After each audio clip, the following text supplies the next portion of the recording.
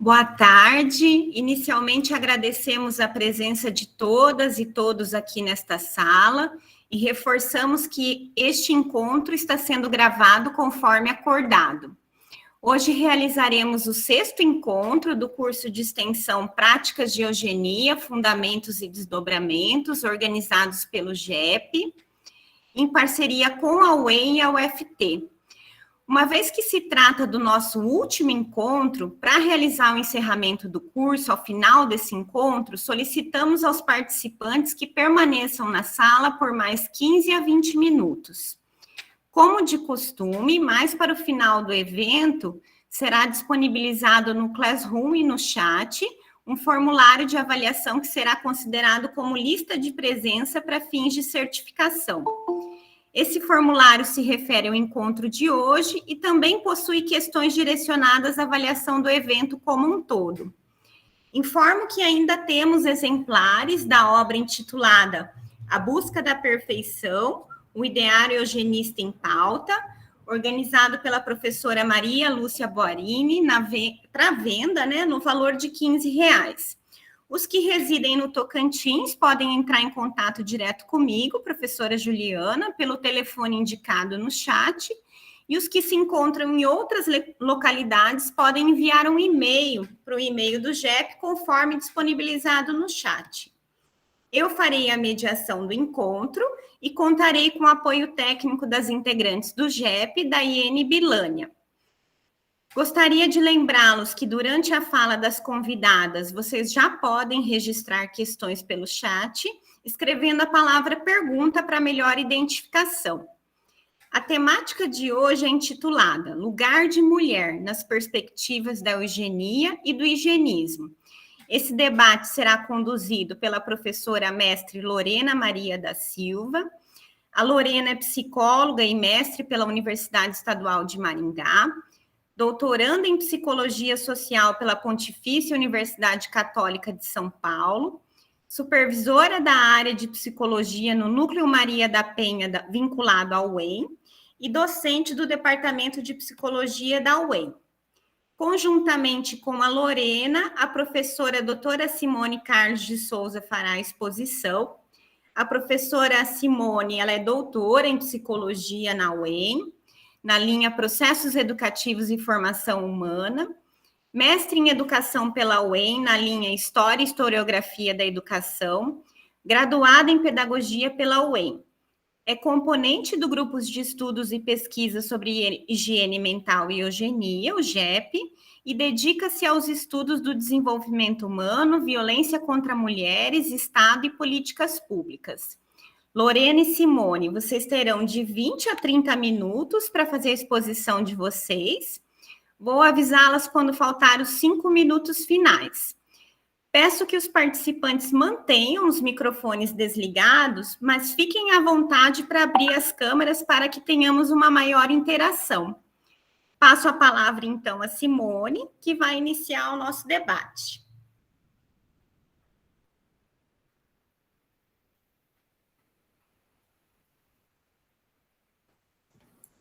Boa. Muito obrigada, Juliana, pelas boas-vindas. Vou compartilhar a apresentação. Assim que ela estiver disponível, eu peço para que você me avise.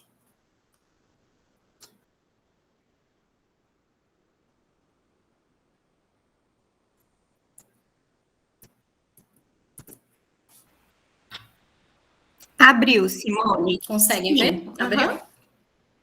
Então, tá ótimo. Eu vou seguir aqui pela apresentação. Então, o tema que encerra aí o nosso curso é Lugar de Mulher, como a Juliana comentou. Antes, eu preciso fazer uma breve consideração.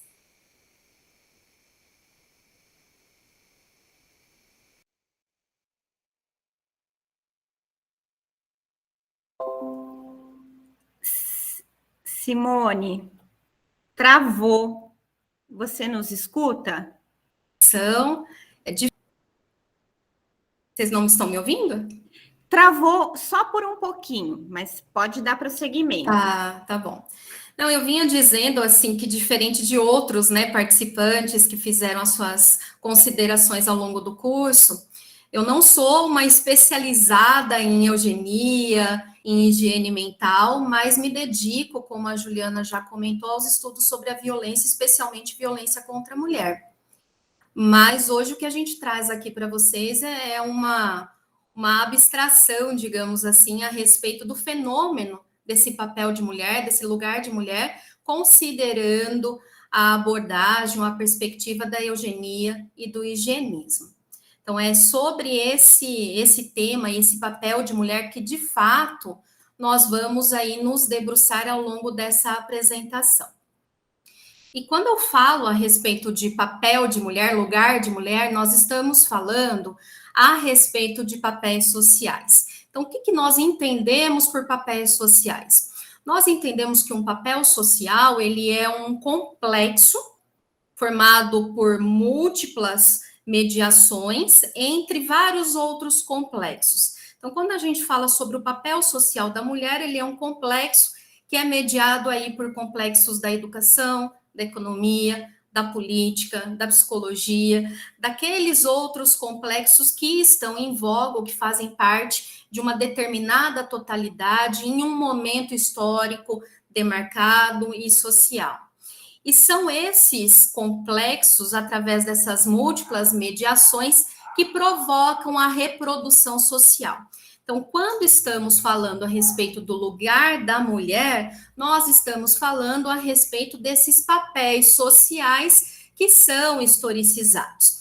Nós não vamos aqui nessa apresentação nos dedicar a um período histórico necessariamente ali da década de 20, que é onde nós inserimos essa discussão, até porque já tivemos cursos dedicados à discussão desse período histórico aqui no curso com o GEP. Mas é importante salientar que em um exame um pouco mais aprofundado a respeito dessas questões, é inevitável que se faça esse aprofundamento para que a gente consiga, de fato, fazer a leitura do papel social, considerando a materialidade em que ele ocorre.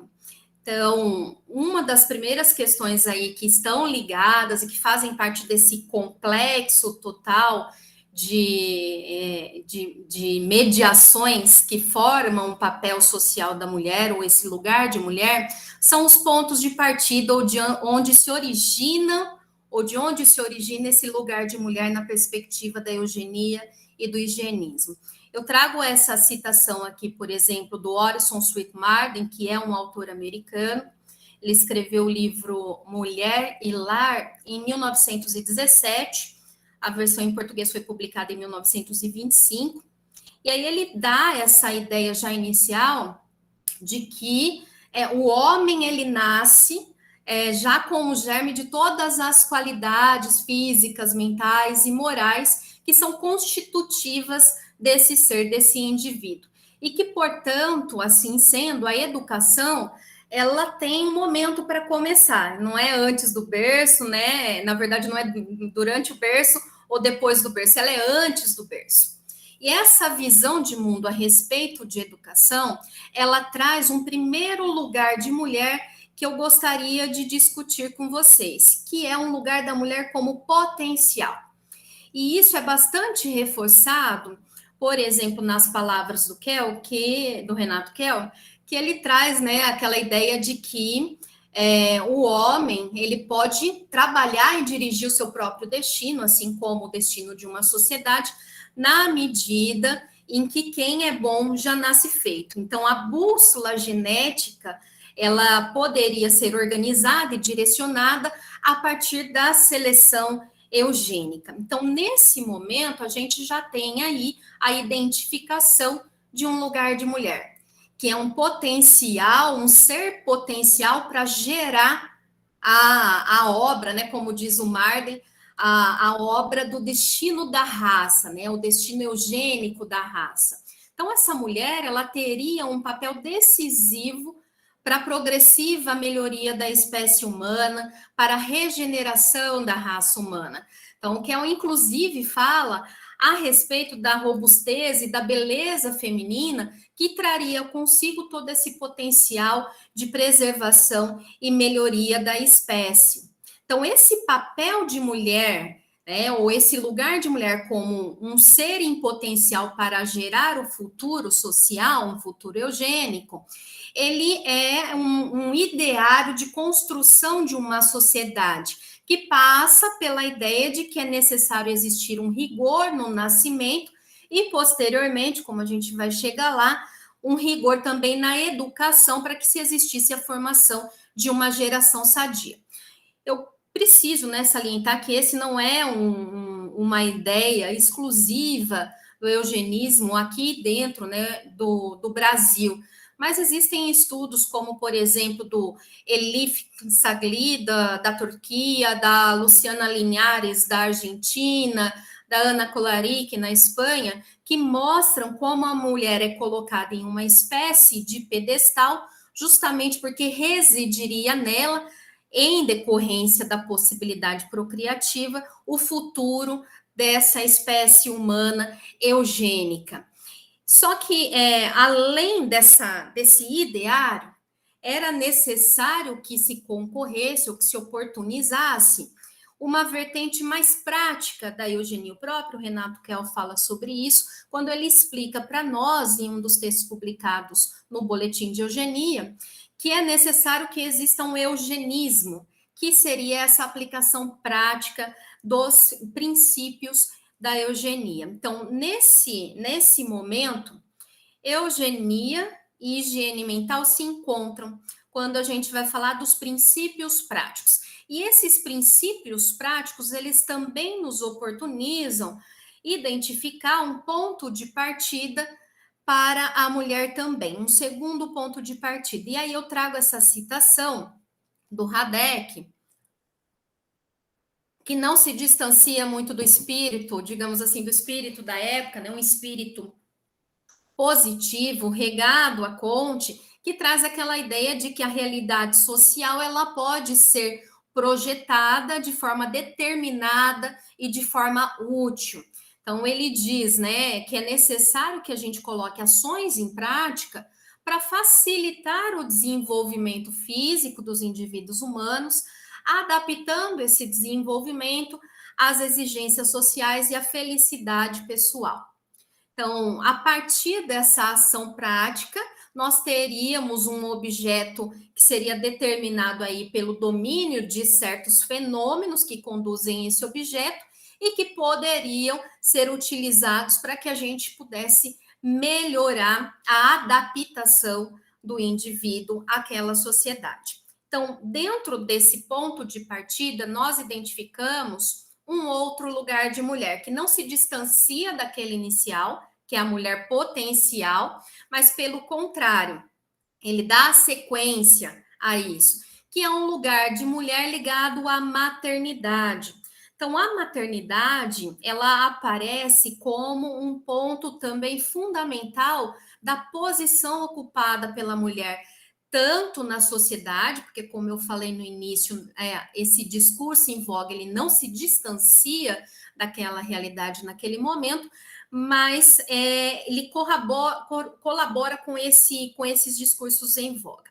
E o Edgar Braga, que era um médico da Clínica de Partos da Faculdade de Medicina de São Paulo, grande entusiasta do movimento em prol das políticas públicas para a higiene mental, para a eugenia, especialmente para o exame pré-nupcial, ele diz, assim, ele salienta a necessidade de desenvolver nas mulheres, mas também nos homens, a ideia de um noivado eugênico. Para ele, o exame pré-nupcial que garantiria que ambos tivessem condições genéticas para uma procriação sadia, ele seria realizado a partir do momento que se percebesse e se compreendesse que o noivado ele está muito além de de algo romântico ou algo puramente financeiro, mas que ao tirar de lado esse improdutivo sentimentalismo, nós teríamos a possibilidade de ter uma procriação sadia. Inclusive, ele coloca que essa posição de olhar para de deixar de lado esse improdutivo sentimentalismo, de pensar nessa procriação sadia, ela era fundamental para que justamente as mulheres fossem educadas para fazerem boas escolhas a respeito dos seus parceiros. Até porque, segundo Edgar Braga, essa procriação sadia ela dependeria não só do momento da concepção, mas principalmente da concepção, mas ela acompanharia todo o período da gestação e posteriormente esse período de gestação ao longo do nascimento e depois da criação. Porque, segundo ele, a mulher consciente era aquela mulher que entendia que o seu papel e a sua responsabilidade social, ela não está com a maternidade, ela não se referia unicamente ao seu lar privado e exclusivo, mas se referia principalmente a uma responsabilidade que ela assumia com a sociedade ao se tornar mãe. Então, ele traz aí a responsabilidade da mulher, não só de ser mãe, mas também de desenvolver uma nova sociedade que estivesse ou fosse trabalhada a partir da ideia da concepção, mas que também fosse trabalhada com os princípios morais e eugênicos para que as próximas gerações também colocassem esses princípios em prática.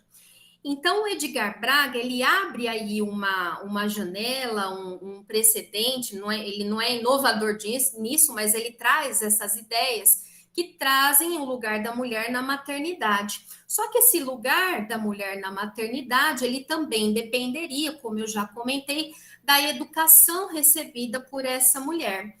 E aí, a educação sexual passa também a estabelecer qual é o lugar de mulher nesse momento.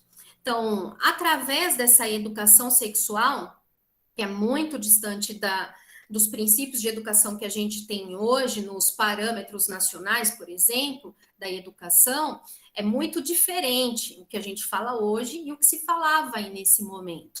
Então, essa educação sexual, trazendo aí os princípios do Porto Carreiro, que foi o precursor da psicanálise aqui no Brasil, ele traz que essa ideia de educação sexual, ela estaria direcionada, ou ela deveria ser direcionada a prevenir a dessexualização da mulher para preservar essa natureza feminina.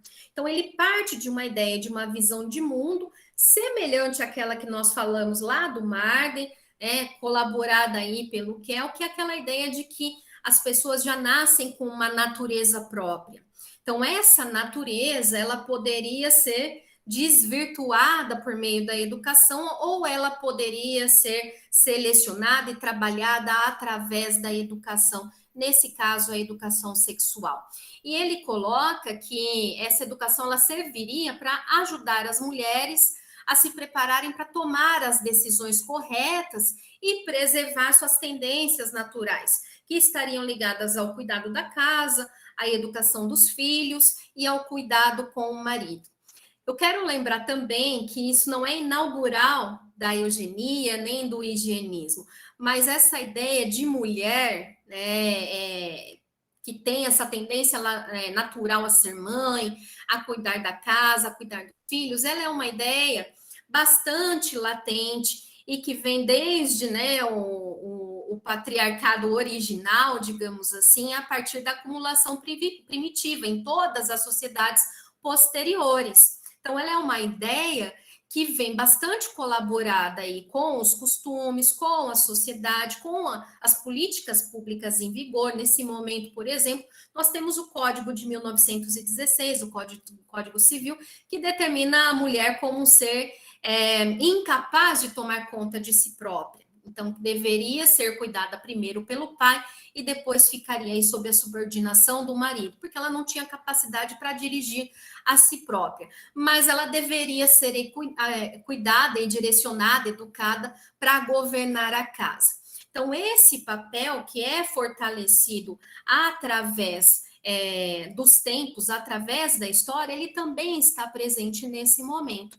E o Portocarrero, ele vai um pouquinho mais longe naquilo que ele traz a respeito de papel de mulher e de papel de homem, lugar de mulher e de lugar de homem, e segundo ele, era justamente para isso que a mulher deveria ser educada.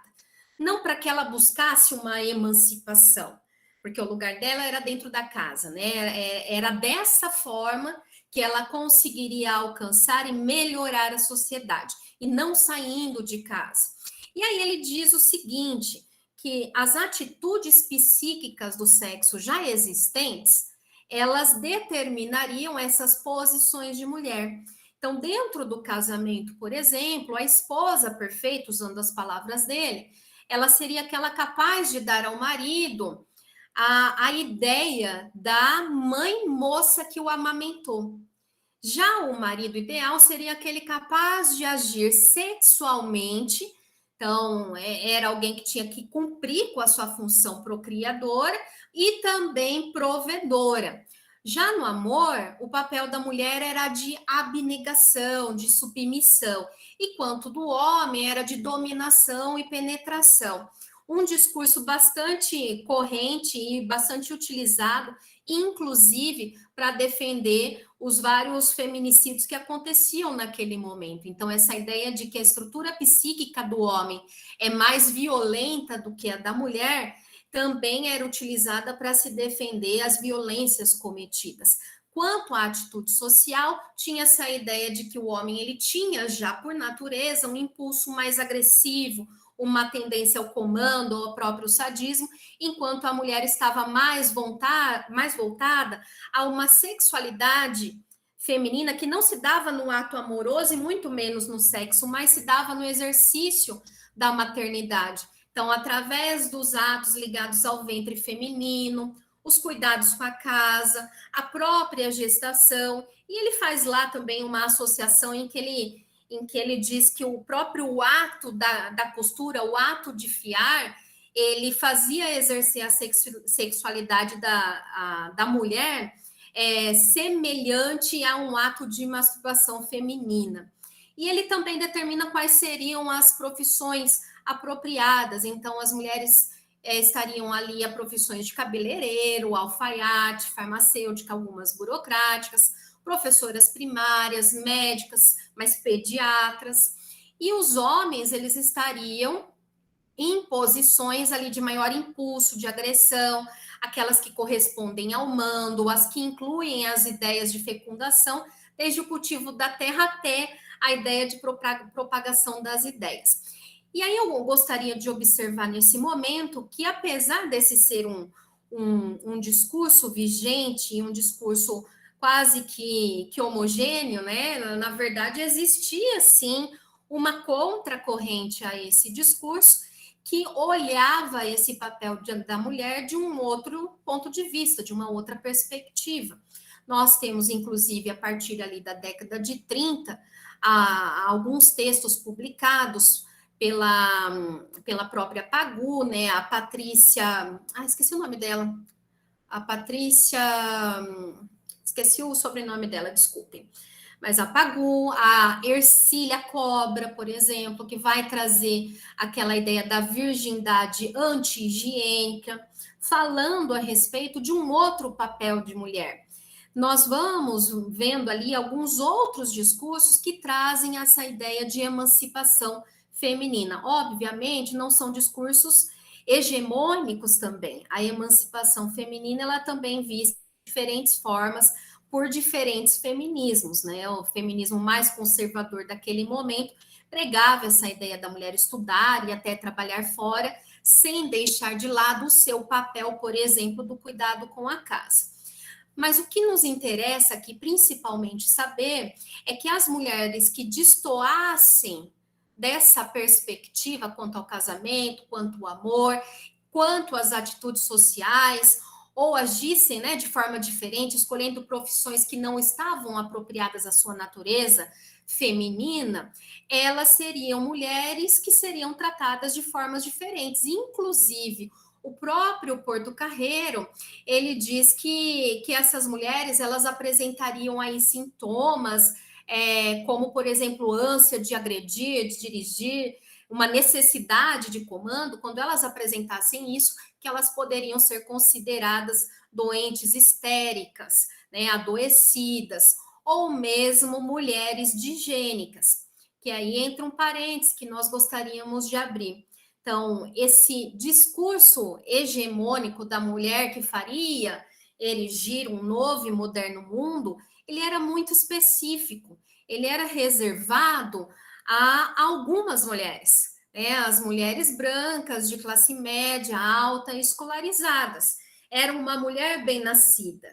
Para as degeneradas, as que destoavam dessa perspectiva, reservava-se aí as medidas para controle social de reprodução.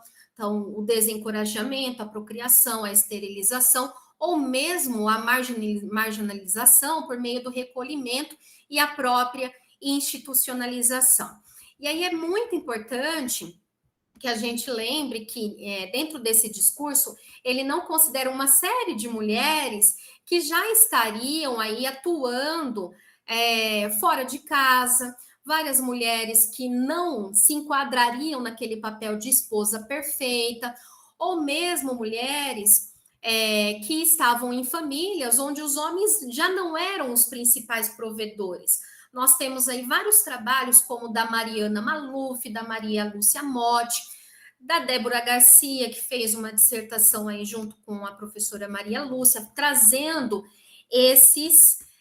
essas outras mulheres que não se enquadravam nesses discursos idealizados. Assim como a gente tem a Raquel Soiret, que fala também a respeito dessa desvinculação de um determinado grupo de mulheres, dessa ideia corrente nesse período, e que, ao mesmo tempo, eram mulheres que ainda assim tinham um certo desejo em algum momento criar uma família, em ter um homem como um provedor, ou seja, almejavam de certa forma ascender a essa posição de esposa e de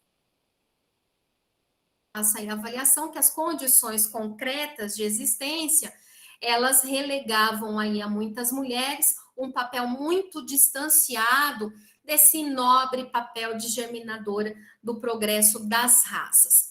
Então, já caminhando aí para o encerramento da nossa apresentação, das nossas considerações, eu trouxe aqui uma imagem a respeito da mulher, desse lugar de mulher, numa perspectiva higienista, numa perspectiva da eugenia. Então, esse lugar de mulher, ele está bastante inserido ali no seio da família monogâmica, da família nuclear. Então, quando a gente olha para esse papel de mulher, a gente vê, e aí eu trouxe uma outra imagem aí que é recente, que é desse ano, para vocês acompanharem comigo, e trazendo ali um pouco do que o Marx fala em 18 de Brumário, em que ele diz o seguinte, né, que olhar para a história nos ajuda a ver que muitas vezes os fatos eles aparecem mais de uma vez, né? Ele fala aparecem duas vezes, que a primeira vez ele aparece como tragédia, mas depois ele já aparece como farsa. Quando a gente fala isso, nós estamos querendo questionar este papel aí que foi dado na história, obviamente com condições históricas específicas, mas esse papel que foi dado à mulher naquele momento, embora fosse enviesado por um discurso progressista, ele ainda permanecia trazendo todas as tradições das gerações passadas. Ainda que ele estivesse falando em progresso, ainda que falasse em modernização, ainda que trouxesse questões que talvez fossem até um pouco inovadoras, esse lugar de mulher, ele não se distancia do que já existia naquele momento. Então, o lugar de mulher proposto tanto pela eugenia quanto pela higiene mental, ele não se dissocia do discurso em voga e ele representa desdobramentos ideológicos do patriarcado. Então, nesse sentido, a mulher de fins da década de 20, propagada como uma mulher ideal, ela não poderia ser sem que ela estivesse vinculada a esse ideário de família monogâmica, família nuclear. Então, esse destino, né, da mulher como uma paredeira pertencente ao marido, ele é um destino ainda existente, ele é um destino que ainda se faz presente em nossa sociedade. E observando a urgência ainda, ou a permanência da necessidade dessa discussão, eu ainda lembro, né, hoje, atualmente, no último levantamento que foi feito, aí, inclusive pela ONU, nós temos mais de 736 milhões de mulheres que já declararam ter sido vítimas de violência. Além disso, ontem mesmo eu vi uma reportagem que mostrava que de janeiro até finais agora de setembro, no estado do Rio de Janeiro, né? Então, aqui olhando para a nossa realidade brasileira, eles tinham calculado aí em torno de 207 mulheres por dia sendo vítimas de violência. Então, os estudos que tenho feito e vários outros estudos que tratam a respeito dessas questões mostram que esse lugar de mulher, ele ainda tem uma especificação e ele ainda está aí associado a essa ideia de controle e submissão da mulher dentro de uma família nuclear e monogâmica. Eu encerro por aqui a apresentação e fico à disposição depois para quem tiver algum tipo de dúvida ou fazer algum comentário. Obrigada. Muito obrigada, Simone, por essas ricas contribuições, e eu passo agora a palavra para a Lorena dar prosseguimento.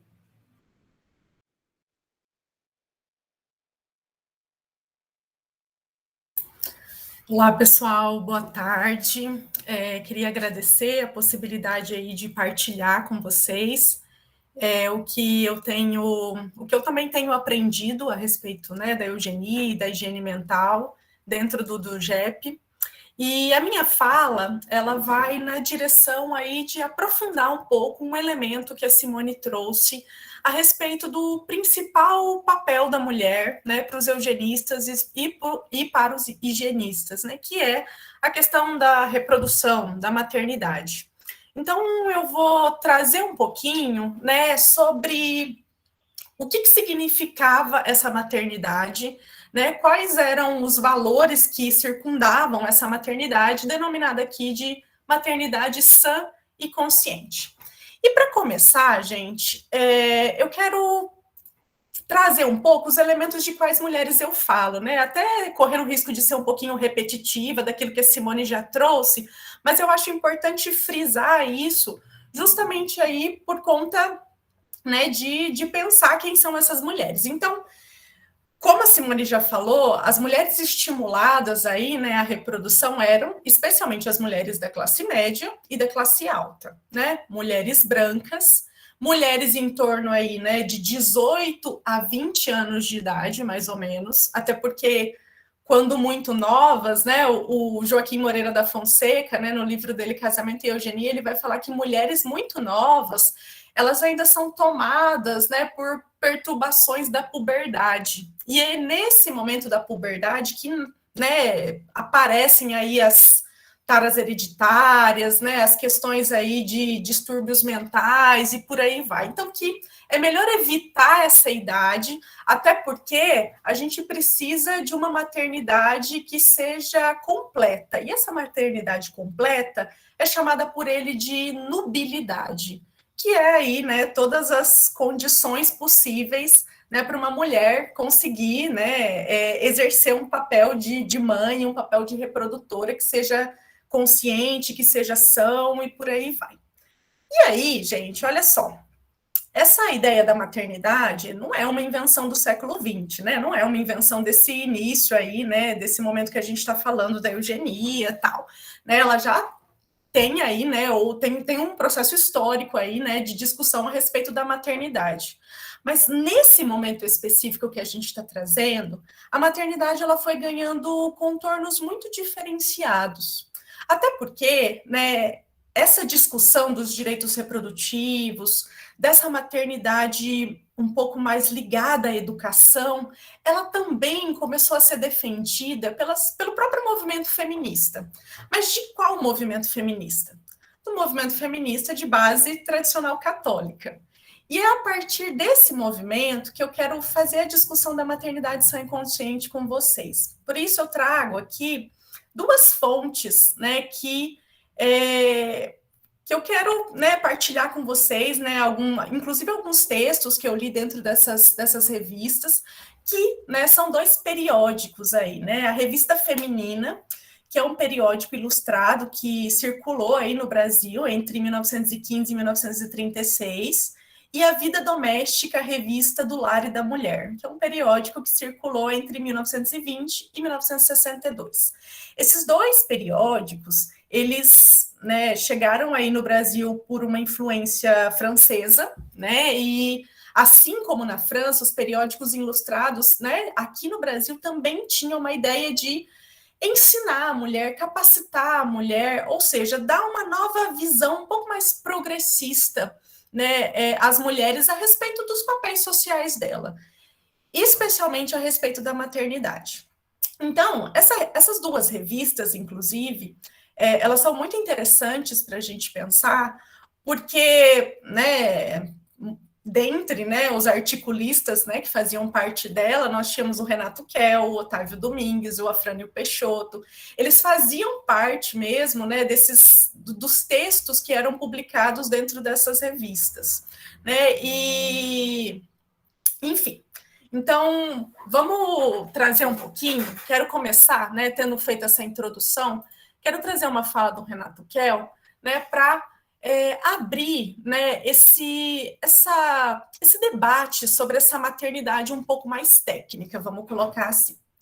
Ele diz o seguinte: a limitação da natalidade amplia-se cada vez mais nas classes média e superior da coletividade, enquanto permanece desconhecida e impraticada entre os indivíduos de baixa esfera social. Há, pois, verdadeira crise da natalidade de um lado e uma desoladora supernatalidade de outra. Sociólogos e eugenistas estudam o grave problema e apresentam sugestões para amparar a parte aproveitável e produtiva da humanidade contra o perigo asfixiante e compressor da nossa massa inculta e amorfa, que constitui formidável peso morto. Esse texto do Kell, né, é de um texto dele do Boletim de Eugenia, chamado Limitação da Natalidade, e eu quero pegar esse texto, especialmente ali na parte que ele fala, sociólogos e eugenistas estudam o grave problema e apresentam sugestões para amparar a parte aproveitável. Quero pegar esse trecho e falar um pouco, né, de quais são as sugestões que são trazidas, né, pelos eugenistas, em aliança com os movimentos feministas também desse momento histórico, para conseguir ali fazer o uso da parte aproveitável, né, dessas mulheres que tinham aí, apresentavam uma queda da sua natalidade.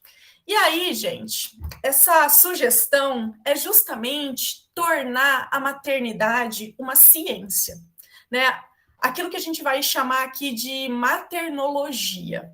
Né? Ser mãe agora é um trabalho científico quase. Então, essa maternologia, eu fiz aqui uma divisão, né, para ficar um pouco mais explícito, né, a discussão sobre essa maternologia, trazendo dois vieses. Um viés social dessa maternologia, né, dessa sugestão para aproveitar aí essa parte aproveitável de mulheres da sociedade, e um valor técnico-científico dessa maternologia. Então, falando um pouco do valor social, inicialmente.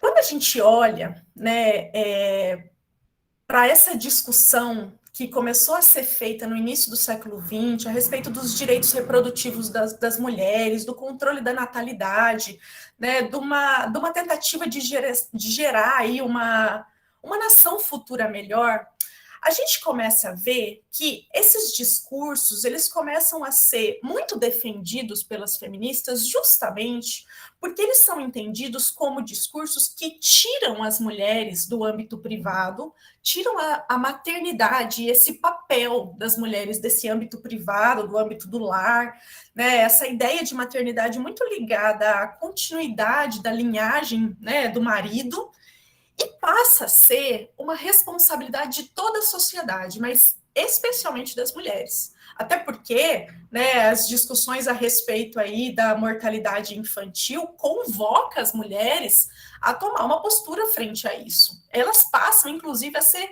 responsáveis pela mortalidade infantil nesse momento. Então, agora a maternidade, ela não é mais algo do âmbito da esfera privada familiar, somente não.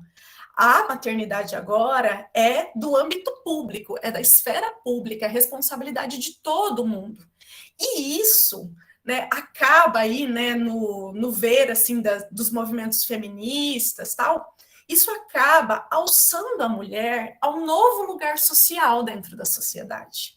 Por quê? Porque agora elas não são mais simplesmente bibelôs dos homens, ou pessoas ali que vão ficar a serviço, né, submissas ao marido. Não só, para essas feministas, né, elas são colocadas agora como cidadãs mesmo dentro da sociedade. É conferido a elas um novo caráter de cidadãs, até porque elas são responsáveis pelo futuro da nação. Elas são responsáveis, né, pela geração de crianças eugênicas que estão aí por vir. Né? E tanto que, né, no slide anterior eu acabei nem comentando, né, essa ideia do útero a serviço da nação. A atividade da maternidade agora é uma atividade patriótica, é uma atividade de responsabilidade com a sociedade e com o Brasil, né, com a pátria brasileira. E aí, pessoal, olha só, essa ideia, né, que vai, né, sendo estimulada dessa saída, né, da maternidade do âmbito privado para o âmbito público, vai sendo apresentada de um jeito, né, dentro dessas revistas, né, e também dentro, né, das próprias atas, por exemplo, do primeiro Congresso Brasileiro de Eugenia, dos boletins de eugenia, vão trazendo uma comparação entre a mãe tradicional, que é essa mãe aí relacionada à colônia, aos saberes tradicionais e por aí vai, né, as crenças, valores, né, ligadas aí a amas de leite, e a mãe moderna. E começa a se chamar essa mulher de agora de mãe moderna. Por quê? Porque a mãe moderna, ela faz uso de técnicas científicas para conseguir fazer o cuidado do seu filho. Agora, é condenável qualquer hábito que relembre a colônia, qualquer hábito que remeta ali, né, ao momento antes da República, não serve mais, porque agora nós nos tornamos e estamos aí rumo a um novo país civilizado aí, né, próximo dos países europeus, norte-americanos, e para isso a gente precisa fazer o uso de saberes da modernidade, de saberes científicos. Então, é estimulado, inclusive, né, o abandono de todos os hábitos antigos para aprender aí por meio da educação novos hábitos do cuidado aos filhos e ao próprio processo da gestação. E além disso, né, esse valor social, ele também, né, não só assumido pelas feministas, né, mas em aliança ali com os próprios eugenistas, eles também começam, né, a partir dessa ideia de que a mulher é o personagem principal, protagonista da nação futura, né, eles começam a fazer uma defesa a respeito de uma mudança legislativa para amparar essas mulheres de agora. Então, Castro Barreto, por exemplo, num texto dele chamado Maternidade Consciente, lá nas atas do primeiro Congresso Brasileiro de Eugenia, ele vai propor que o Estado ele modifique, inclusive, as suas legislações para dar amparo a essa mulher que é o útero a serviço da nação, essa mulher que tem um papel social ligado à maternidade. E ele faz aí, né, 3 sugestões de mudança legislativa. A primeira delas é uma assistência educacional, e aí ele propõe o que ele vai chamar de escola de pequenas mães, que seriam escolas, né, seriam, na verdade, uma disciplina, né, de puericultura que seria ministrada dentro do ensino médio, que seria o ensino médio naquele momento, para meninas de 12 a 14 anos. Essas meninas, né, por meio do ensino da puericultura, já sairiam aí, né, da escola sabendo, né, qual que era a sua missão patriótica, missão divina, dever social e por aí vai. Então, a escola de pequenas mães tinha aí, né, essa função de capacitar, desde muito jovem, as meninas para o seu dever social. Além disso, ele traz uma outra proposta que é, né, mudar a legislação para fazer uma condenação do abandono paterno. E eu achei muito interessante porque foi a primeira vez que eu, pelo menos, né, Lorena, li alguma coisa dos eugenistas a respeito do papel do pai, né, dentro ali do cuidado, né, das políticas de infância e por aí vai, né? E ele vai dizer que assim que o Estado brasileiro, né, que o Código Penal brasileiro, ele condena muito o estupro. Ele vai fazer essa comparação, que condena muito o estupro. E que ao invés de se preocupar tanto com a questão da condenação do estupro, a gente precisava enrijecer leis e formular leis, né, cada vez mais duras para aquele homem que abandonasse uma mulher grávida. Então, começa essa ideia também de que, olha, né, a gente está se preocupando com coisa que é obsoleta, né, com coisa que, né, nesse momento não é tão importante. O que a gente tem que valorizar nesse momento? A obrigatoriedade desse pai se manter ao lado dessa mulher, para que quando essa criança nasça, ela tenha ali, né, valores morais, caráter, possibilidades ali de se tornar uma criança mesmo que não seja onerosa ao país, não seja onerosa ao Estado brasileiro. E, além disso, né, uma outra proposta que ele vai trazer é a própria proposta de legislação que ele vai chamar de delito de contaminação. As mulheres aqui, para ele, elas são responsáveis, né, por exigir o próprio exame pré-nupcial, porque para ele, para o Castro Barreto, o exame pré-nupcial, ele não é somente algo que garante um bom casamento, muito pelo contrário, ele garante a proteção da mulher também. Garante a proteção dessa mulher, garante a proteção da sua prole e garante o futuro da pátria brasileira. Então, o Castro Barreto vai entender que, a partir dessas 3 modificações legislativas, a gente conseguiria amparar essa mulher para que ela conseguisse fazer o exercício do dever dela, né, dentro dessa sociedade, conseguisse cumprir, né, o papel dela junto à sociedade brasileira. E aí, pensando nisso, gente, eu queria trazer um pouquinho aqui um trecho de um texto da revista Feminina, que é um trecho de uma reportagem feita com a Berta Lutz. A Berta Lutz é considerado um nome pioneiro no movimento feminista brasileiro, uma mulher aí que é tida como de grande importância, né, para o controle reprodutivo, né, para os direitos das mulheres, o direito ao voto e por aí vai. E aí eu queria trazer um trechinho aqui do texto dela para mostrar um pouco, né, o quanto, né, essa ideia de valor social da maternidade e do valor social da mulher também, a partir da maternidade, foi sendo representativo e importante e passado para as mulheres por meio dessas revistas ilustradas. Então, deixa eu partilhar a minha tela com vocês para ler rapidamente aqui com vocês. Tá meio pequenininho, mas é que se eu aumentar, piora, tá, gente? Então, vamos lá. Começa aqui, ó. Não queremos imitar o sexo forte. O movimento feminino não representa uma tentativa de imitar o chamado sexo forte, nem uma fuga organizada, um abandono coletivo do lar.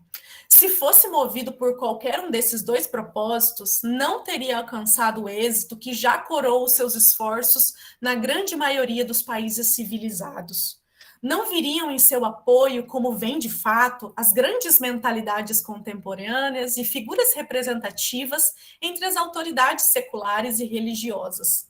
O próprio bom senso feminino seria o primeiro a repudiar uma orientação antissocial e antibiológica, mas o movimento feminino a nada disso corresponde. É somente a tendência evolutiva moderna que procura integrar a mulher contemporânea na complexa vida atual. E ela continua aqui embaixo. É um engano pensar que o feminismo afasta a mulher da casa.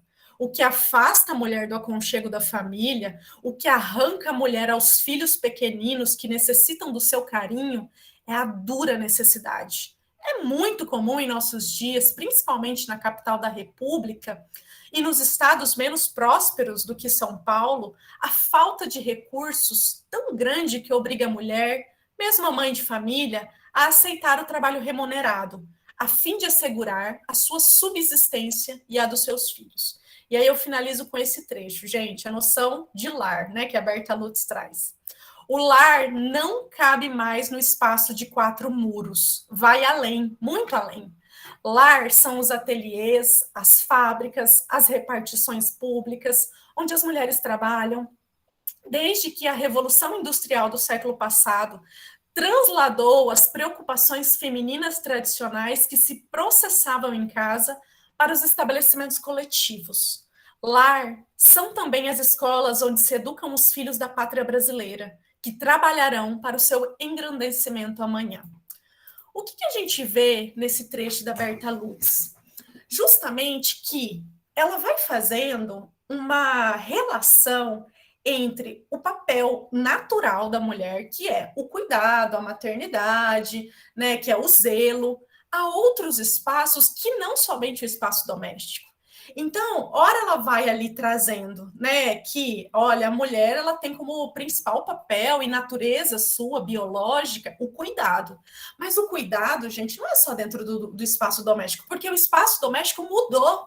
O espaço doméstico agora são as fábricas, são as escolas. Inclusive, se ela precisar trabalhar pela necessidade, tudo bem, ela pode trabalhar dentro, né, de atividades aí que também coadunam aí com a sua natureza biológica, né, com a sua capacidade ali natural do cuidado. Então a gente vai ver que esses movimentos feministas, né, e esse lugar da mulher foi sendo trazido numa tentativa aí de alçar a mulher aparentemente a um novo lugar social, mas sem perder de fato qual era o principal objetivo das mulheres naquele momento. Continuando, gente, então a gente vê aqui esse valor social da maternidade, e aí eu passo a um outro eixo da maternologia, que é o valor técnico-científico que foi tendo. O instinto materno, ele é importante, ele é muito importante, ele é fundamental, e todas as mulheres, né, detêm esse instinto. Mas ele é insuficiente agora diante, né, dessa nova perspectiva de maternidade. Agora, o instinto materno ele tem que ser aliado a bases científicas. Ou seja, né, começou-se a entender que as mulheres, em aliança com os médicos, eugenistas e higienistas, seriam aí os protagonistas da pátria, né, do futuro da pátria.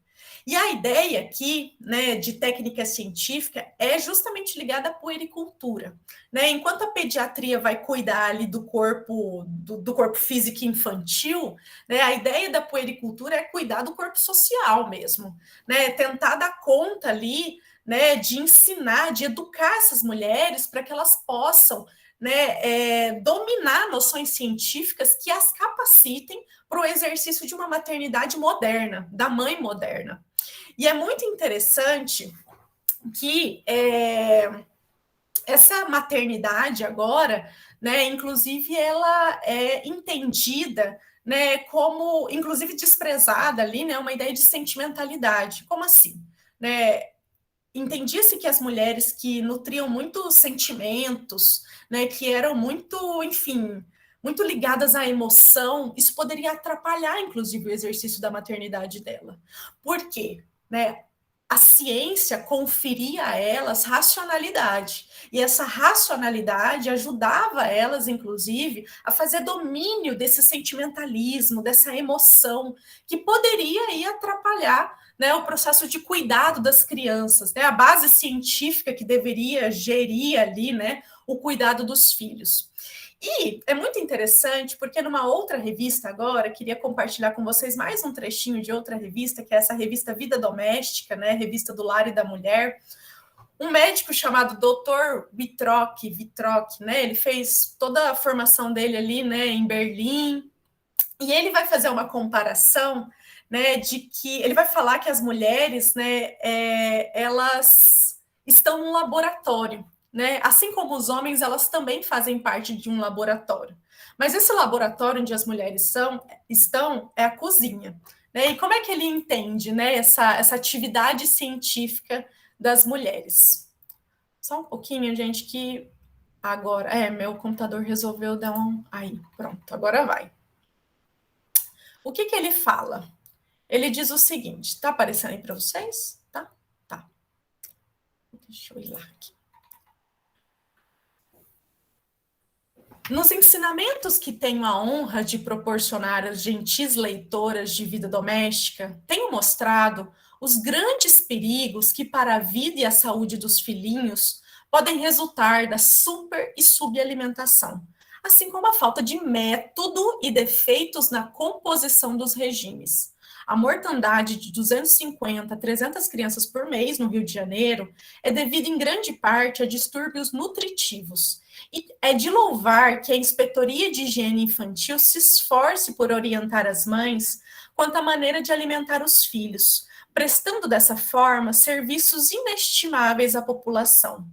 Convido as excelentíssimas leitoras a passar agora para o laboratório, que nesse caso será a cozinha, e onde, em lugar de poções, veremos a maneira de preparar chás, mingaus, cozimentos e sopas. Então, a gente vai vendo aqui, né, que essa ideia de cientificidade, ela deveria, né, capacitar as mulheres mesmo para esse exercício da maternidade. E é muito interessante que o texto ele vai mostrando, os textos da revista, né, inclusive tem um texto que a Berta Lutz fala, né, que o ensinamento de bases técnicas e científicas da puericultura às mulheres equipara ela aos homens. Né? Então, antes, se o lugar da ciência era um lugar ocupado, né, somente pelos homens, né, cientistas homens, agora as mulheres, por meio das bases da puericultura, também poderiam ocupar esse lugar, também poderiam aí fazer uso, né, dessa racionalidade científica. E aí, gente, para ir finalizando na minha fala, queria trazer aqui algumas conclusões, né? E também deixar alguns questionamentos, porque o que eu fui percebendo, né, dentro dessas discussões trazidas, né, e apoiadas, né, pelos eugenistas e em paralelo, né, com os movimentos feministas, é que aparentemente a mulher ela ganha um novo lugar social, né? E ela a partir, não todas as mulheres, obviamente, né? Eu estou falando aqui de um grupo muito específico de mulheres. E ela ganha esse novo lugar social, inclusive, ela é estimulada, esse grupo de mulheres é estimulada à educação agora, né, a aprender, né, o próprio Renato Kell, ele trocava cartas com uma mulher ativista, né, do controle de natalidade nos Estados Unidos, que é a Margaret Sanger, e ele, né, nas trocas de cartas com ela, ele dizia, né, que existe um feminismo bom e um feminismo ruim. O feminismo bom é o que mantém a mulher, né, no seu lugar natural, mas alça ela a novas possibilidades. Ou seja, ela pode estudar, ela pode ter acesso à educação, desde que essa educação capacite ela, né, aos deveres naturais que ela tem, às missões naturais que ela tem, que é a maternidade. Então, esse é o feminismo bom.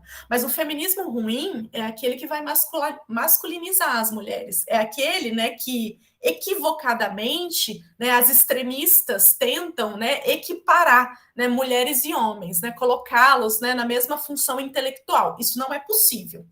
Então, a gente vai vendo que, ao passo que essa ideia da maternidade científica e esse valor dado à mulher a partir da maternidade possibilitou, né, novos espaços públicos às mulheres, ainda assim elas se mantinham dentro desse lugar social de reprodutoras, né, de útero a serviço da nação, de natureza feminina. E essa natureza agora ela é, né, aliada à técnica, aliada à ciência, mas ainda é a natureza feminina, do zelo, do cuidado, do afeto, do amor, e por aí vai, né? Então, o quanto é contraditório pensar, né, nessa relação, né? Teve um novo espaço público? Teve esse grupo de mulheres, né? Mas esse espaço público se distinguia do papel social natural que era entendido para as mulheres? Não. E aí eu quero terminar trazendo esse trecho, né, dessa professora de história da Federal Fluminense, a Marta Freire, em que ela faz uma discussão dizendo que as mulheres, né, elas não foram simplesmente objetos dos médicos eugenistas e higienistas. Elas foram sujeitos da intervenção também a respeito da maternidade. Não simplesmente vítimas desse processo, né, intervenções diretas. Não, elas cooperaram, né, com esse processo ali, né, no entendimento de que isso beneficiaria as mulheres e alçaria elas a um novo local social de educação e domínio público. Então, gente, queria terminar trazendo esse trechinho aqui da Marta Freire, que ela diz: a construção da maternidade científica não se reduziu, portanto, à mera questão de dominação de gênero, nem representou apenas uma imposição da classe médica sobre as mulheres. Mais do que isso, foi o resultado da atuação dinâmica e complexa de múltiplos agentes sociais, entre eles as próprias mulheres. Finalizo por aqui, gente. Muito obrigada. Nós é que agradecemos a Simone e a Lorena por recuperarem esse lugar da mulher sobre a luz da eugenia, o higienismo. Tanto na fala da Simone quanto da Lorena, ficou bem demarcado, né, o quanto determinado segmento de mulheres tiveram esse papel decisivo para pensar a questão da regeneração humana. É muito emblemático, Simone, Lorena, quando você traz a fala do Kell, que a mulher é pensada como útero a serviço da nação. Eu acho que essa frase ela sintetiza toda a discussão que vocês promoveram conosco. Tanto Simone quanto Lorena destacaram a importância do noivado eugênico, da procriação, da educação sexual, e mostraram esse percurso da maternidade do âmbito privado para o público e quando ela adquire esse caráter de valor científico. E não só a fala de hoje, como as falas passadas, dos encontros passados, nos mostram o quanto a educação e a justiça, elas legitimaram todo esse ideário da eugenia e do higienismo e da higiene mental. Então, dentro desse contexto, eu queria dar início, né, ao debate. Nós temos ali já questões colocadas no chat. Então, lembrando, né, vocês podem usar o chat ou levantar a mão para fazer o uso da palavra, e aqueles que optarem pelo uso da palavra, procurar ser breve, não levar mais do que 1 minuto e meio, e a Lorena e a Simone terão 5 minutos para responder a cada bloco de questões, ok? Então, eu vou iniciar pelas que estão disponíveis no chat. A Vanessa pergunta: vocês veem uma relação entre o pensamento higienista e a patologização do puerpério? Como se a mulher que tem problemas para amamentar, dificuldades para lidar com privações de sono e exaustão do pós-parto fosse algo meio que anormal em relação à natureza feminina. Além da questão da Vanessa, tem a questão realizada aqui pelo um dos integrantes do GEP, né? Quais os principais mecanismos laborais, educacionais, sociais e culturais podemos apontar como relacionados à manutenção e à perpetuação de determinado lugar da mulher na atualidade. E na contramão, o que podemos pensar como alternativas de organização social a fim de que as mulheres possam estar em outros novos lugares, historicamente, muitas vezes desestimulados, restringidos ou mesmo proibidos a elas? E a última questão do bloco é do Guilherme, que pergunta: se, por um lado, o movimento eugenista contou com a colaboração ativa de mulheres no início do século XX, por outro, os posicionamentos políticos e ideológicos dessas intelectuais variavam do conservadorismo fascista, Alemanha e Itália, ao anticapitalismo libertário, anarquistas, espanholas, socialistas, latino-americanas. Existem pesquisas sobre as tensões no seio do movimento feminista com relação ao discurso do lugar de mulher? Passo a palavra para vocês, para que possam responder esse primeiro bloco. Eu começo, Simone? Quer começar? Posso começar. Estou anotando aqui quantas perguntas, todas bem interessantes. Não sei se a gente consegue responder todas, mas vou começar ali pela ordem que está no chat, tá, Juliana? Uhum. Sei, de repente a gente pode, né, Lorena? Eu posso falar um pouquinho de cada uma, depois passo para você. A primeira, que fala ali a respeito da patologização do puerpério. Eu não consigo te responder, Vanessa, fazendo uma associação de pesquisa diretamente sobre isso, né? Sobre o pensamento higienista e essa questão que você coloca. Mas eu trago um pouco do José Paulo Neto para pensar a respeito do como nós estamos individualizando e patologizando várias questões nesse momento histórico, e não só do puerpério. E aí trago para pensar também o quanto nessa questão aí do lugar da mulher, baseado nesse histórico que nós temos, nessa ideia do que seria essa mulher ideal, e aí quando eu até trouxe na minha fala que às vezes as coisas, a fala lá do Marx, às vezes as coisas aparecem como tragédia na história, né, e depois como farsa. Não estou dizendo que isso é ruim, tá? Para sinalizar bem. Toda essa discussão que nós temos atualmente a respeito do destaque da mulher, do empoderamento da mulher, de uma mulher que é quase sobre-humana, que dá conta de tudo, que dá conta do trabalho, que dá conta de ficar bonita, que dá conta de ter filho, que dá conta de subsistir sem a figura masculina ao lado. Toda essa ideia, ela acaba também falseando um pouco da realidade concreta de muitas mulheres. Por experiência pessoal, eu sei que amamentar dói pra caramba. Então, não é uma coisa, né, tranquila de se fazer. Dói muito, é absurdo. Você chega a chorar de dor. E sim, existe aí essa ideia, por um outro lado, de que a gente precisa vencer isso e de que talvez nós não tivéssemos na nossa natureza uma mãe, né, esse desejo de não só dar à luz, mas também de amamentar. Então, tudo isso está vinculado a essa ideia de naturalizar, inclusive, os fenômenos, de aplicar a eles ideias de patologização. Então, eu vejo que esse mecanismo estaria mais associado a isso, se eu posso opinar um pouco aí a respeito da questão que você traz. Com relação à segunda pergunta, que é a respeito dos mecanismos, né, atuais de manutenção e perpetuação de determinado lugar de mulher na atualidade. E na contramão, que podemos pensar como alternativas de organização, tá?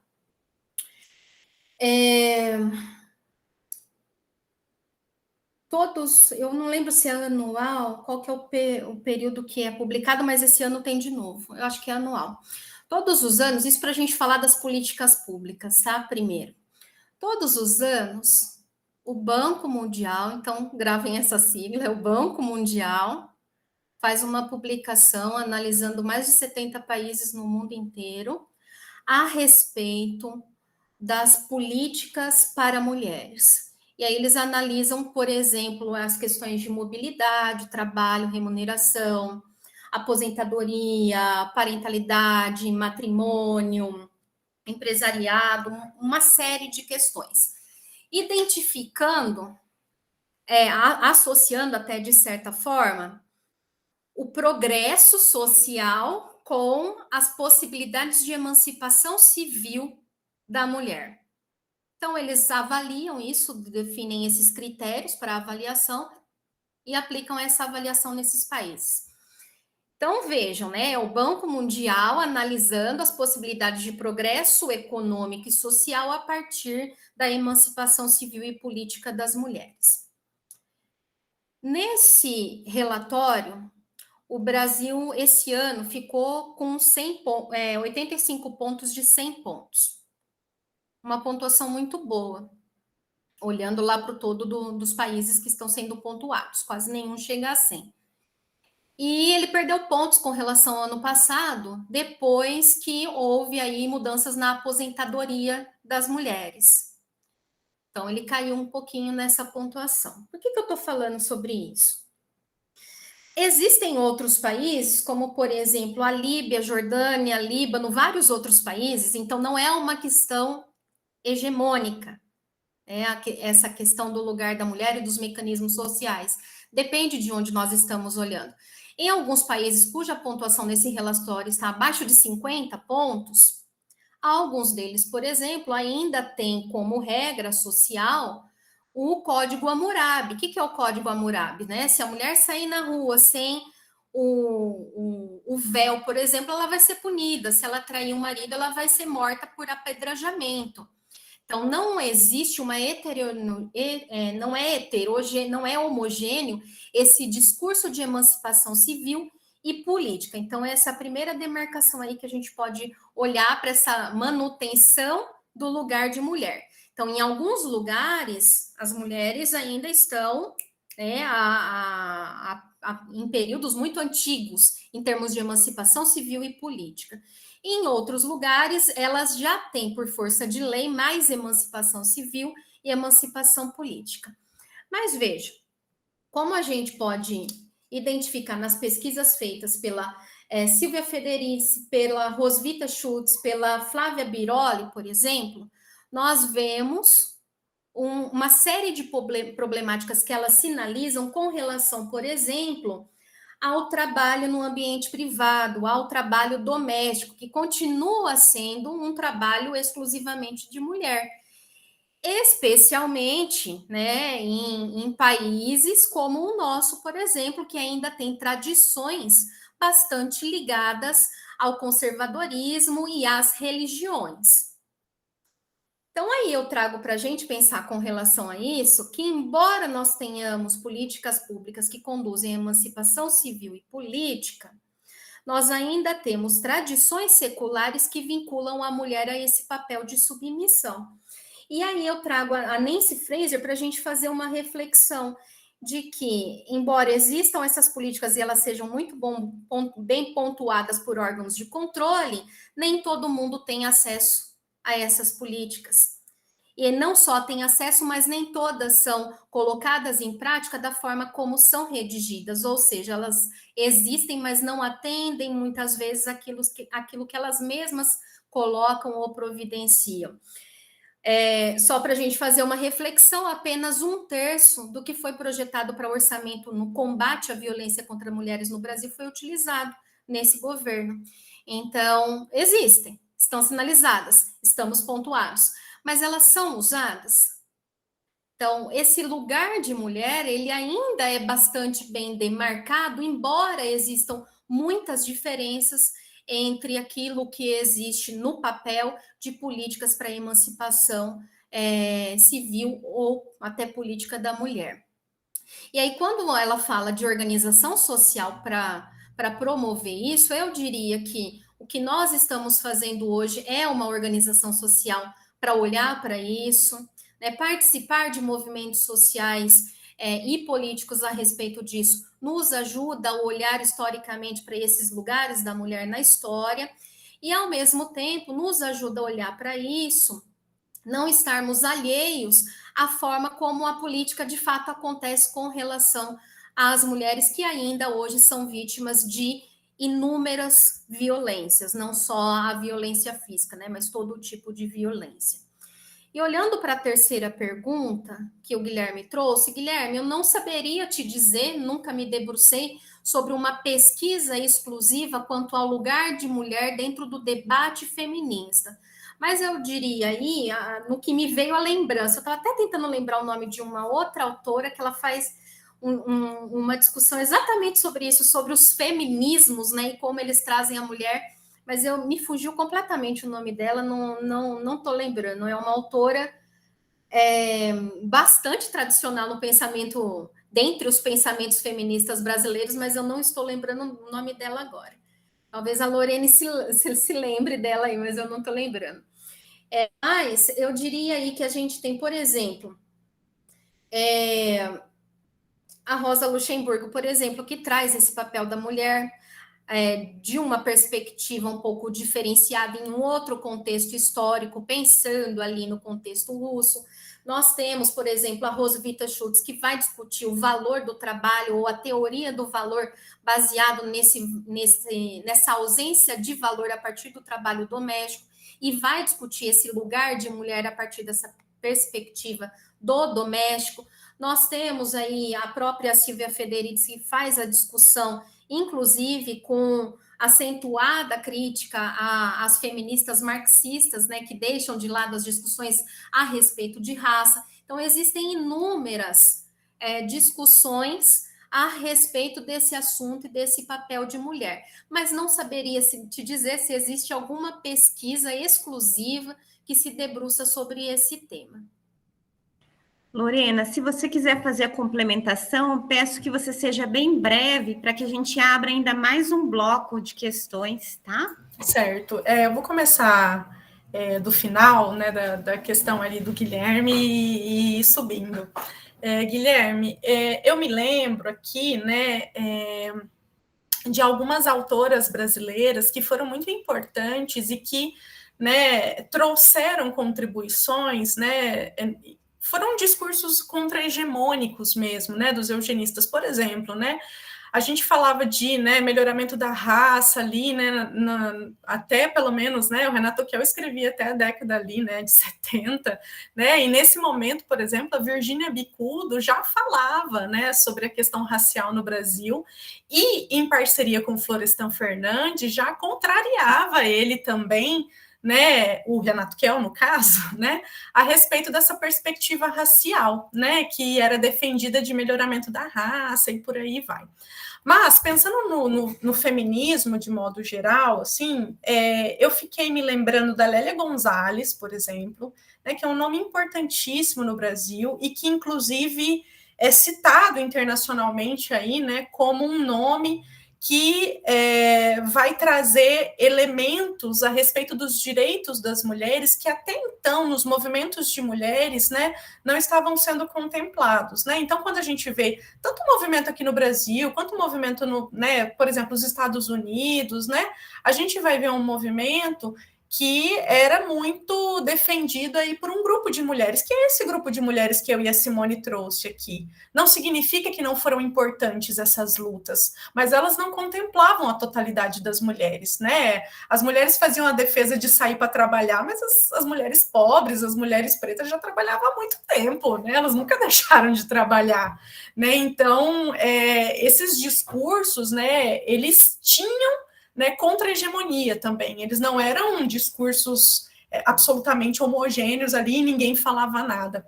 E aí, para exemplificar, eu me lembro da Angela Davis, né, em Mulheres, Raça e Classe, ela vai trazer uma discussão a respeito aí, né, dos direitos mesmo, né, das mulheres negras ali, e ela vai trazer um exemplo, né, da Susan Anthony, que é uma grande feminista sufragista, né, lá nos Estados Unidos, E a Susan Anthony também era uma abolicionista, e aí chegou o momento de votar, né, na Assembleia ali com os democratas, né, lá no final do século XIX, a respeito do voto das mulheres, né? Então, as mulheres agora vão poder votar, não vão poder votar, e aí os democratas falam, olha, vocês brancas podem votar, mas não tem como a gente admitir que uma pessoa negra vote nesse país, né? E aí a Susan Anthony, que é um grande nome, fala assim, então a gente faz o quê?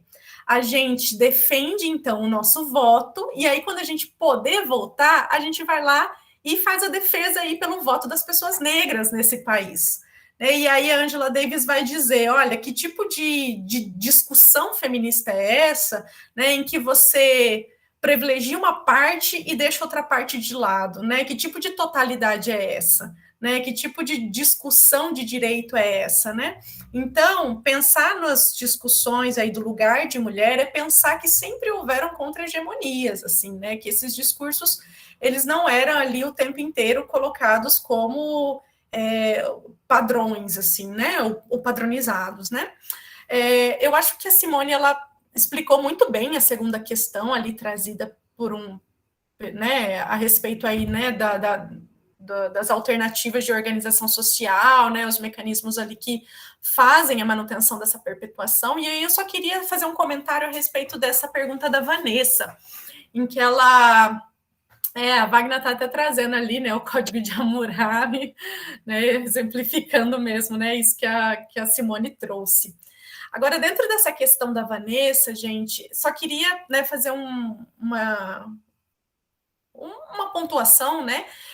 Pensar também, né, que esse puerpério, né, ele era admitido como uma condição natural para as mulheres, né, pelos eugenistas. Então, como a Simone disse, né, as mulheres, elas com zelo, com instinto materno, agora com técnicas, elas podem suportar tudo, elas podem dar conta de tudo. E não só isso, né, mas quando a gente pensa também na própria questão da amamentação.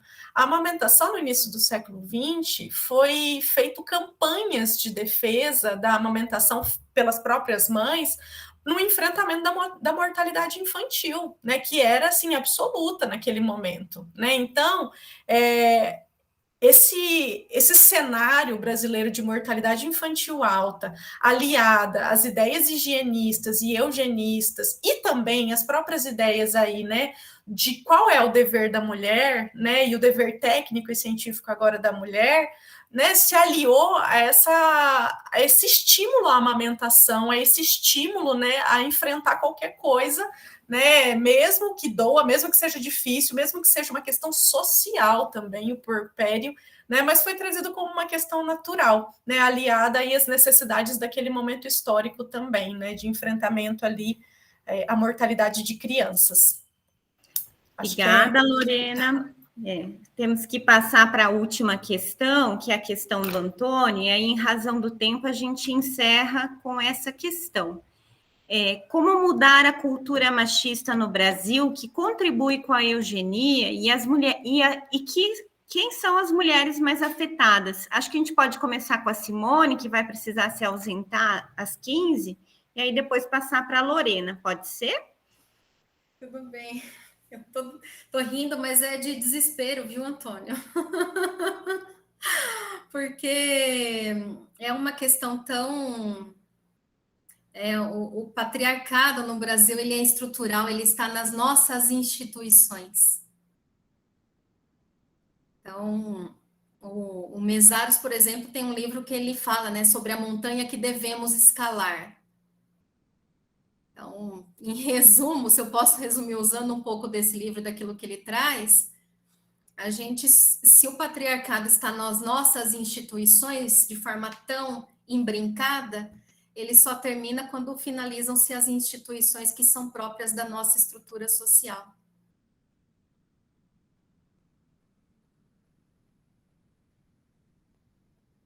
Mas é isso.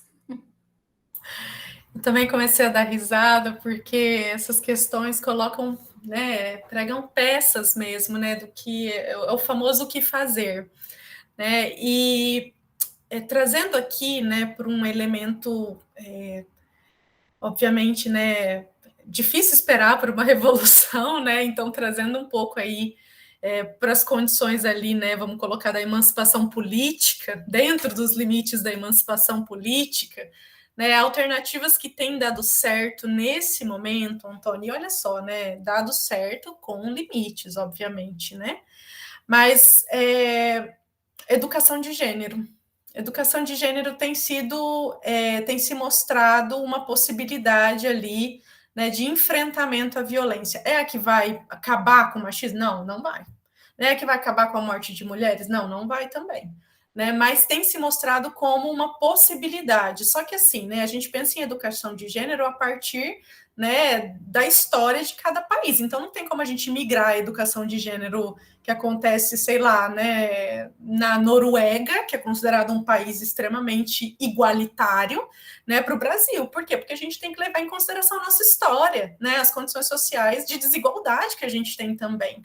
Então, eu acho que é importante, né, levar em consideração quem são, né, que país nós somos, qual é a nossa história, como nós nos constituímos, quem são as mulheres que hoje, né, estão aí, né, no ápice da violência, né, sofrendo violência, no topo do ranking da violência. Nós somos o país que mais mata mulheres no mundo, o quinto que mais mata mulheres no mundo. Né? Então, de que maneira, mesmo que no enxuga-gelo, né, mesmo que dentro dos limites da emancipação política, a gente pode, né, tentar, pelo menos, fazer um enfrentamento disso, né, e eu entendo que, pelo menos dentro, né, do meu contexto de trabalho, que é muito limitado, né, a educação de gênero tem sido uma possibilidade, né, um trabalho possível, né. Eu trabalho num projeto de extensão da UEM chamado Núcleo Maria da Penha, e nós temos um trabalho com adolescentes do Colégio de Aplicação da UEM, que se chama Iniciação Científica e Ensino Médio.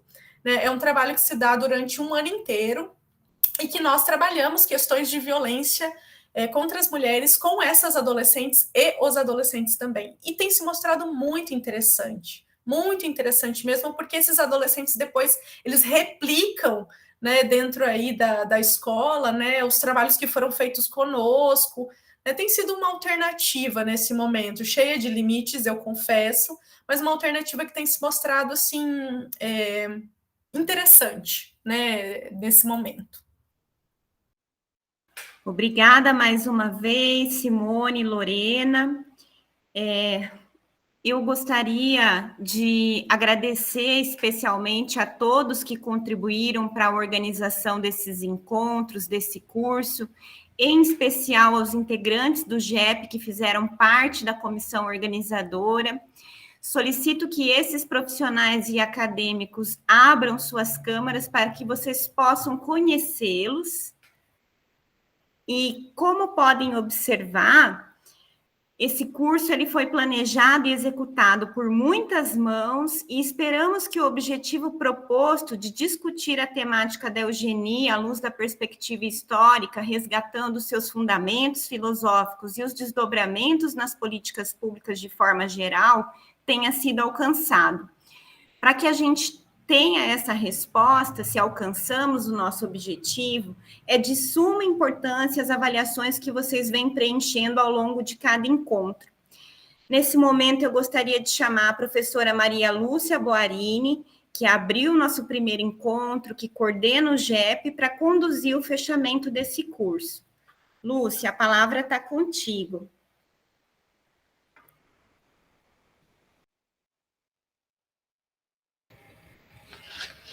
Boa tarde a todos que nos acompanham. Eu queria inicialmente agradecer a presença e a permanência de vocês em nosso curso.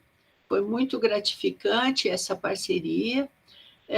Quero também parabenizar a comissão organizadora, a meu juízo, uma organização impecável. Bem, enfim, hoje finalizamos nosso curso de extensão, porém, seguimos no rastro da história não contada para nós, né? É uma história não contada para nós. ou como diria o Nelson, o dramaturgo brasileiro Nelson Rodrigues, né? Buscamos a história tal como a vida como ela é, né? Que é o tema de uma peça do Nelson Rodrigues, a vida como ela é. É isso que a gente tentou mostrar aqui. Esta história, né, o que a gente tentou mostrar, esta história multifacetada, tensa em sua processualidade. Quando eu digo tensa em sua processualidade, eu quero dizer que a história é um processo nada harmônico, conflituoso, ou, como diria Drummond de Andrade, cheio de pedra no caminho, que devemos ter a coragem, como dizia o Guimarães Rosa, a coragem de contorná-las. Esta história que vai nos apontando que a naturalização do social, ou, em outras palavras, a justificativa de problemas de ordem social como resultante de características pessoais ou condição social dos indivíduos, é o caminho reto e direto para a discriminação e o preconceito. E, como exemplo emblemático, tivemos, dentre tantos outros, a esterilização de mulheres em situação financeira precária como solução para a erradicação da pobreza econômica. E pensar que ainda questionamos o número de filhos das famílias pobres, né? O germe da eugenia, né, gente? Obviamente, não podemos perder de vista que a natureza biológica tem protagonismo importante no cenário da vida. Contudo, atenção, contudo, o enredo e a direção do caminhar da humanidade é tarefa da própria humanidade. No decorrer e no desenrolar da sua história. Somos todos nós, enquanto sociedade, construtores da nossa história. Quem providenciou, quem construiu o ideário da eugenia, da higiene mental, no que tem de favorável ou não, não foi Deus nem o diabo, fomos nós. E como diria o velho e sábio Hegel, lá por volta do início de 1830, o velho Hegel dizia assim: a humanidade faz a sua própria história. O que eu quero dizer é que todo esse diário, todas essas questões que trabalhamos aqui é nosso produto, fomos nós que criamos. É o desenrolar da nossa própria história. Finalizando, nesta perspectiva, buscamos, com este curso de extensão, explicitar os problemas advindos de encaminhamentos pautados em concepções naturais de homem e de sociedade, perdendo de vista seu caráter histórico, sócio-histórico, né? E aí você pode colocar político, etc.